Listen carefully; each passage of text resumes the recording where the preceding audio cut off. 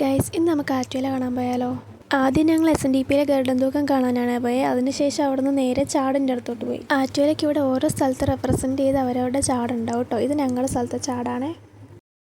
എല്ലായിടത്തും ഗരുഡൻ ബൈറ്റ് കരത്തൂക്കായിട്ടായിരിക്കുമല്ലോ. ഇവിടെ ഈ ചാടിൽ വെള്ളത്തിലായിരിക്കും ഗരുഡൻ ബൈറ്റ് ഉണ്ടാവുക. പിന്നെ ഞങ്ങൾ ആറ്റുവേല കാണാൻ പോയിട്ടോ. ഭയങ്കര തിരക്കാണ്. ഞങ്ങൾ കഷ്ടപ്പെട്ടാണ് ഒന്ന് തള്ളി ഫ്രണ്ടിലെത്തിയത്.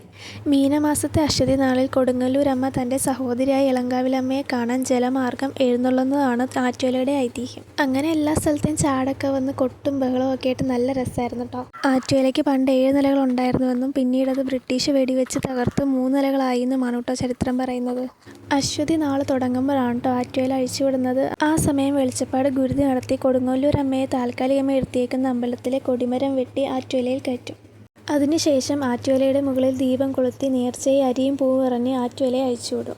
അങ്ങനെ ഈ ആറ്റുവേല കറങ്ങി കറങ്ങി വെളുപ്പിനെയാകുമ്പോൾ ഇളങ്കാവിലെത്തും. അവിടെ അരിയും പൂവും എറിഞ്ഞ് ദേവിയെ എല്ലാവരും സ്വീകരിക്കും. ഇത്തവണ 3 മണിയൊക്കെ ആയപ്പോഴാണ് കേട്ടോ ആറ്റുവേല അഴിച്ചു വിട്ടത്. പിന്നെ ഞങ്ങളൊരു ബജ്ജിയൊക്കെ വാങ്ങി കഴിച്ച് നേരെ വീട്ടിൽ പോയി. അപ്പോൾ അത്രയേ ഉള്ളൂ ഗൈസ്, ബൈ.